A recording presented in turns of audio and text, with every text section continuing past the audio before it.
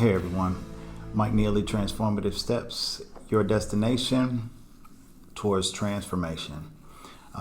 Today's topic is going to be about you being an approval junkie or not. Question that you got to ask yourself. If you like the videos that have been put out, continue to like, continue to share, continue to comment. All of that is greatly appreciated. Thanks for stopping by and checking out the video. They're very beneficial for me and hopefully to you as well.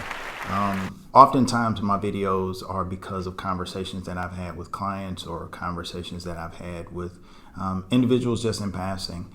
And today is exactly that. As we've been dealing with COVID-19 and being sequestered or social distanced, or we've been kept at home or working from home or what have you, we have to look at ourselves oftentimes in the mirror. And sometimes the thing that we don't want to acknowledge is whether we're a junkie or not. Some of us have individuals that have been in our families or in our lives, or some of us have been junkies of sorts. I was a junkie. I played video games for a long time, and so I was a video junkie for quite a while. But there are people who are junkies, and the junk that they deal with is detrimental to them. So one, are you an approval junkie? Is what you do seeking approval? Another question that you might want to ask is that a bad thing? Is it a bad thing for you to seek someone's approval? The short answer to the question is no, it's not. However, you might need to check your motives to determine what your approval is really seeking. What are you really looking for as you seek their approval? And another thing that you might want to consider is what makes you special, what makes you unique. What happens if an individual that you are seeking their approval, what happens if they say that they don't like your idea or your thought? Or maybe they don't like you. They don't like the clothes. They don't like the hair. They don't like whatever. How does that affect who you are? I said during one of his interviews, if you live by the yells or the cheers, you'll die by the boos, or something to that effect, or something with that idea. And the idea literally is that cheer defining who you are, or is that cheer something that is just nice to have?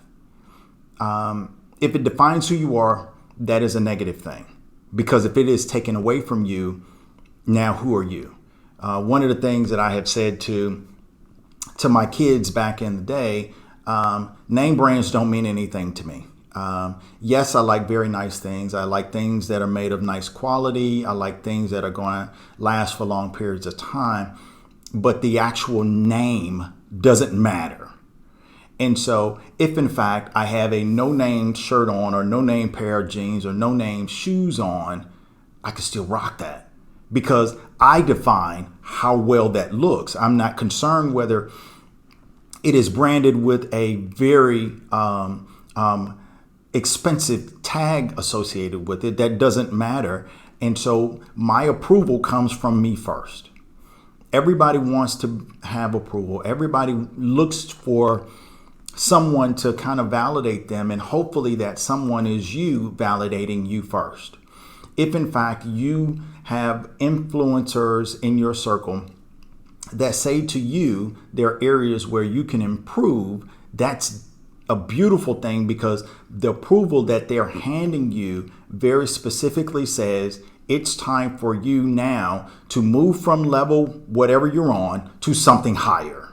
It's time to get better. It's time for you to improve. It's time for you to do things that are going to be beneficial to you. So today, you need to know three things. Very, very, very specifically. One, you need to know about you as an approval junkie. You need to know that you are incredible. There's no one like you, and there's no one that can do what you do. You're incredible. No one like you. No one can do what you do. Simple ideas that will hopefully help you as you're trying to transform your life, as you're trying to evaluate you being an approval junkie. Don't be a silo. It's okay for you to collaborate with people. It's okay for you to have people in your circle that are going to challenge you in a variety of aspects, in a variety of ways, some of which is going to make you better. Hopefully all of which will make you better, but some will make you better because it'll force you to look at you and say, today I'm going to stop doing the foolishness and I'm going to move ahead towards my goal. I'm going to move ahead towards accomplishing the things that make me feel good about me too. Also, I'm going to look now.